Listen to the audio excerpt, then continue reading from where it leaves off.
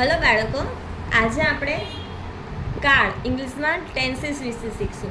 આપણને ગુજરાતીમાં તો ખબર છે, ગુજરાતીમાં કેટલા કાળ હોય? 3 કાળ હોય. વર્તમાન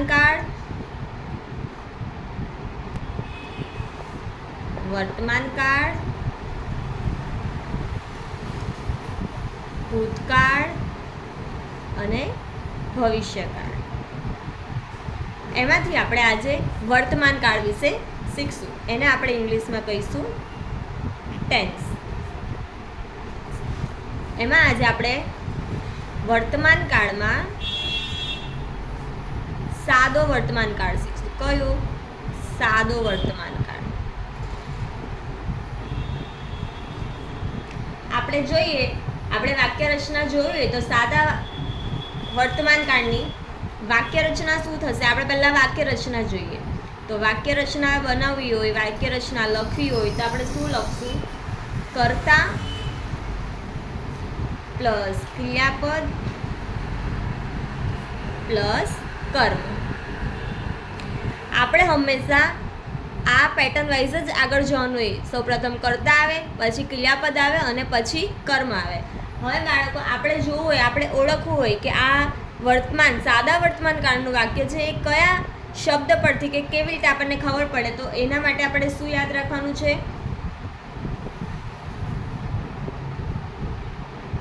ક્રિયાપદને શું હોય? ક્રિયાપદને S ES SS SH CH X K O પ્રત્યય લાગેલા હોય તો તે સાદા વર્તમાન કાળનું વાક્ય છે.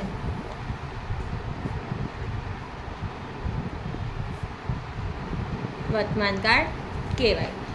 ક્રિયાપદને S હોય, પાછળ S હોય, ES હોય, SS હોય, SH હોય, CH હોય, X હોય કે O હોય તો આપણે એ સાદા વર્તમાન કાળ છે એમ ઓળખી શકીએ.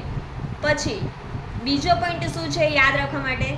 કે સેન્ટેન્સમાં ડેઈલી,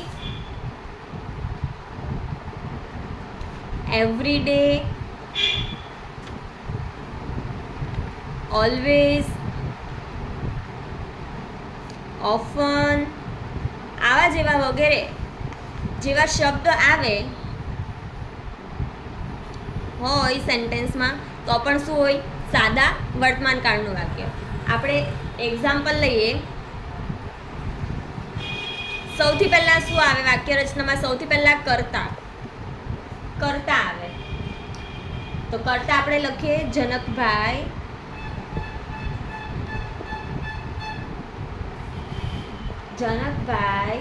ઓલવેઝ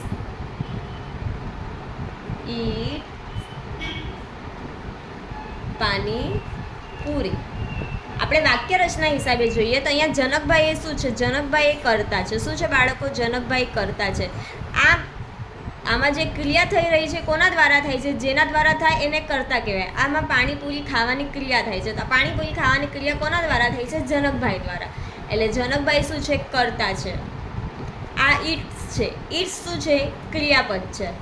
શું છે બાળકો? ઈટ્સ ક્રિયાપદ અને પાણીપુરી શું છે? કર્મ. પડી સમજ? તો જનકભાઈ ઓલવેઝ ઈટ્સ પાણીપુરી. જો બાળકો, અહીંયા સૌપ્રથમ તો પણ ઓલવેઝ આવે છે.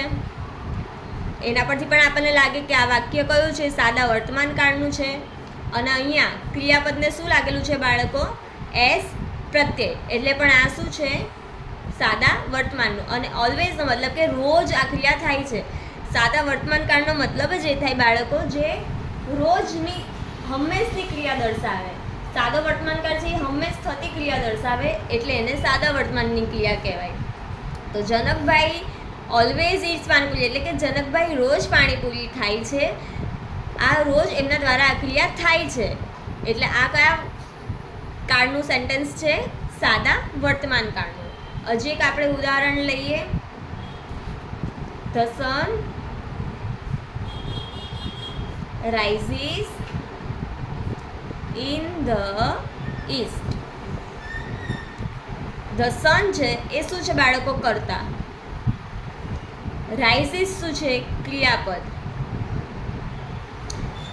સન ઈસ્ટ એટલે પૂર્વમાં. સન પૂર્વમાં ઉગે છે. આ ક્રિયા તો રોજ જ થાય છે ને બાળકો. એવું થોડી કે એક દિવસ ઉગે છે એક દિવસ નથી, તો આજે ઉગશે તો કાલે નહીં ઉગે, કાલે ઉગશે તો આજે નહીં ઉગે. સન રોજ ઉગે છે એટલે એનો મતલબ કે આ સાદા પ્રકારની ક્રિયા છે. એટલે સન રાઇઝિસ ઇન ધ ઈસ્ટ. અહીંયા ક્રિયાપદને શું લાગેલું છે? ઈએસ. કયું ઈએસ? આના પરથી આપણને ખબર પડે કે આ સાદા વર્તમાન કાળનું સેન્ટેન્સ છે. આ ખાલી સિમ્પલ એક વાક્ય રચના છે. આ સાદી વાક્ય રચના છે સાદા સેન્ટેન્સની. હવે આપણે પ્રશ્નાર્થની જોવાની છે, નકારની જોવાની છે. ચાલો એ આપણે આગળ જોઈએ. આ સાદાની હતી. હવે આપણે પ્રશ્નાર્થની જોવાની હોય. જો પ્રશ્ન વાક્ય ચાલુ થતું હોય તો એમાં શું આવે બાળકો? ડુ તો ડઝ. તો ડુ ડઝ પ્લસ કર્તા પ્લસ ક્રિયાપદ પ્લસ કર્મ. લાસ્ટમાં શું આવશે? Question mark. આ પ્રશ્નાર્થવાળા વાક્ય રચના હોય ત્યારે આ વાક્ય રચના કે પહેલા તો પ્રથમ સેન્ટેન્સમાં ડુ અને ડઝ થી ચાલુ, પછી કર્તા આવે, પછી ક્રિયાપદ અને પછી કર્મ. આપણે એક એનું ઉદાહરણ લઈએ તો આપણે dash you always dash up early in the morning. આપણે અહીંયા ક્રિયાપદ કરીને આપ્યું છે ટુ ગેટ. હવે આપણે આ ડુ અથવા ડઝ થી ચાલુ કરો. આપણે પ્રશ્નાર્થની બનાવવાની હોય તો ડુ અને ડઝ સૌપ્રથમ આવશે, પછી કર્તા આવે, પછી ક્રિયાપદ અને કર્મ આવે. આપણે એક એક્ઝામ્પલ લઈએ એનું. Dash you always dash up early in the morning. આપણને અહીંયા આપ્યું છે ક્રિયાપદ. ક્રિયાપદ આપણને શું આપ્યું છે? Two gate. હવે આપણે અહીંયા સ્ટાર્ટિંગમાં આ પ્રશ્નાર્થ વાક્ય છે એટલે સ્ટાર્ટિંગમાં આપણે ડુ કાં તો ડઝ મૂકવાનું છે. તો ડુ અને ડઝ ક્યારે આવે બાળકો એ હું તમને શીખવું. જ્યારે વી યુ ધે, આને શું કહેવાય? બહુવચન કહેવાય. આ બધા શું છે? બહુવચન. હી શી ઇટ આ શું છે? એકવચન. તો બહુવચન હોય ત્યારે ડુ આવે અને એકવચન હોય ત્યારે ડઝ આવે બાળકો. તો આપણે અહીંયા જોઈએ તો અહીંયા આપણને શું આપ્યું છે? Dash you. યુ આપ્યું છે એટલે બહુવચન. તો આપણે અહીંયા શું લખશું? ડુ. Do you always. હવે આપણે અહીંયા ગેટ છે એટલે ક્રિયાપદ છે. આ ક્રિયાપદનું અહીંયા શું લખવાનું છે? યુ છે તો ગેટનું get. Do you always get up early in the morning. એવી રીતે થાય. પડી સમજ બાળકો? આપણે આ એકવચન બહુવચન વાળવા પણ ખૂબ જરૂરી છે. બહુવચન કયા છે? વી યુ ધે અને એકવચન કયા છે? હી શી અને ઇટ. બહુવચન હોય ત્યારે ડુ આવે અને એકવચન હોય ત્યારે ડઝ આવે બાળકો. હવે આપણે નકારમાં બનાવવાનું એ વાક્ય. તો એની વાક્ય રચના શું હશે બાળકો? નકારની વાક્ય રચના છે કર્તા પ્લસ ડુ ડઝ બેમાંથી જે આવે તે પ્લસ ક્રિયાપદ પ્લસ કર્મ. આ નકારની વાક્ય રચના છે. નકારાત્મક સેન્ટેન્સની નકારાત્મક વાક્ય રચના. હવે આપણે એક એનું ઉદાહરણ જોઈએ. આપણે શું લખવાનું છે? કર્તા. My friend. ડુ અને ડઝ આવે એમાંથી જે આવે તે. તો મેં તમને કીધું છે જ્યારે એક વચન હોય ત્યારે ડઝ હોય, જ્યારે બહુવચન હોય ત્યારે ડુ. તો માય ફ્રેન્ડ એ એક જ છે એટલે આવશે ડઝ. તો my friend does not. Do અને ડઝ પછી નોટ આવે. My friend does not. ક્રિયાપદ લખવાનું છે આપણે. શું લખવાનું છે? ક્રિયાપદ. તો my friend does not know answer. મારો ફ્રેન્ડ આન્સર જાણતો નથી. તો my friend does not know answer. My friend એ કરતા છે, પછી કરતા જોવાનું કે એક વચન છે કે બહુવચન, તો એવી રીતે આપણે ડુ કે ડઝ લગાડવાનું હોય. પછી નોટ આવે અને પછી ક્રિયાપદ. ક્રિયાપદ અહીંયા કયું છે બાળકો? નો. અને પછી ક્રિયાપદ. તો my friend does not know answer. આ કયું વાક્ય થયું? નકારાત્મક. હવે આપણે ચોથી વાક્ય રચના જોઈએ, ટુ બી ફોર્મ મૂકવાની. કયું? ટુ બી ફોર્મ. તો એની વાક્ય રચના છે કરતા પ્લસ ટુ બી ફોર્મ લખવાના છે. ટુ બી ફોર્મ આપણા કયા છે બાળકો? ઇઝ, એમ અને આર પ્લસ ક્રિયાપૂરક. આપણે એક એનું ઉદાહરણ જોઈએ.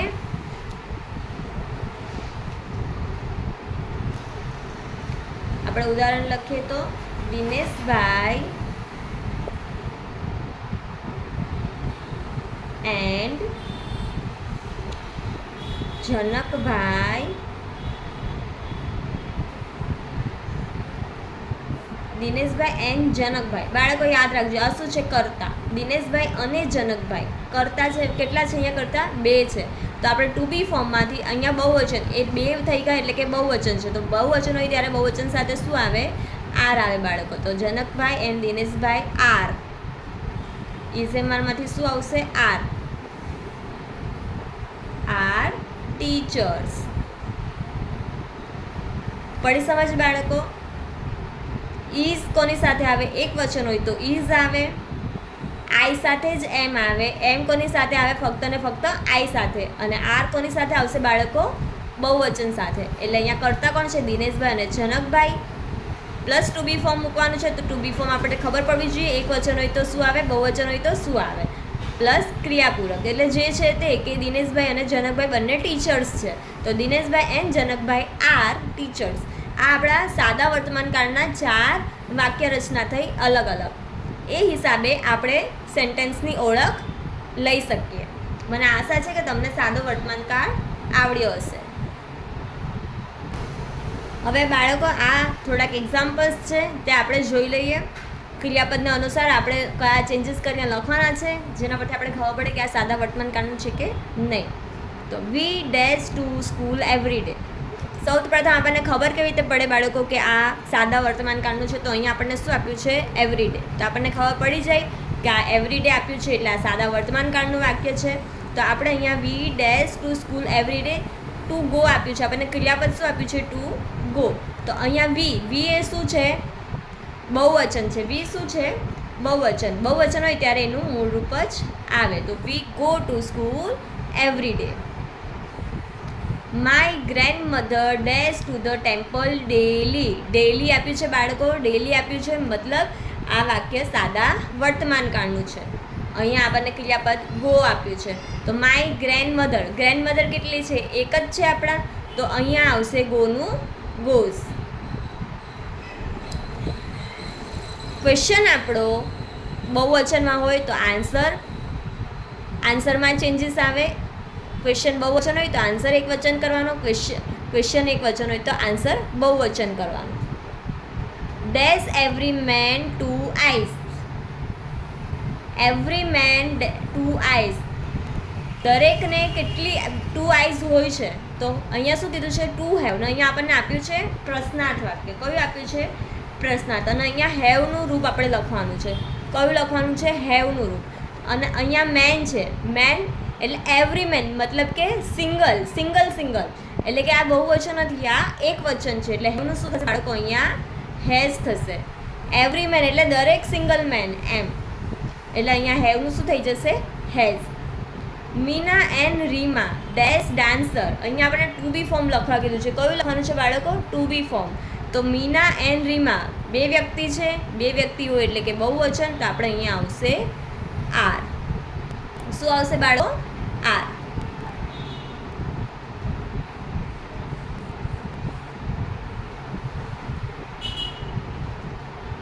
હવે આપણે આગળનું સેન્ટેન્સ જોઈએ. Dash you always dash up early in the morning. અહીંયા ટુ ગેટ આપ્યું છે. અહીંયા આપણને પ્રશ્નાર્થ વાક્ય આપ્યું છે. સૌપ્રથમ તો પ્રશ્નાર્થ એટલે કે ડુ કાં તો ડસથી વાક્ય સ્ટાર્ટ થાય. તો આપણને ખબર કેમ પડે કે ડુ લખવાનું છે કે ડસ? તો અહીંયા શું આપ્યું છે આપણને? યુ આપ્યું છે. તો યુ આવે એટલે કે ડુ થાય. તો ડુ યુ ઓલવેઝ ગેટનું શું થઈ જાય? ગેટ જ રે. શું રે? ગેટ. કારણ કે યુ બહુવચન કહેવાય એટલે ગેટનું ગેટ રે. તો do you always get up early in the morning. પડી સમજ બાળકો? આમાંથી શબ્દની ઓળખ પણ થશે, સેન્ટેન્સની ઓળખ પણ થશે અને તમને ધ્યાન પણ આવશે.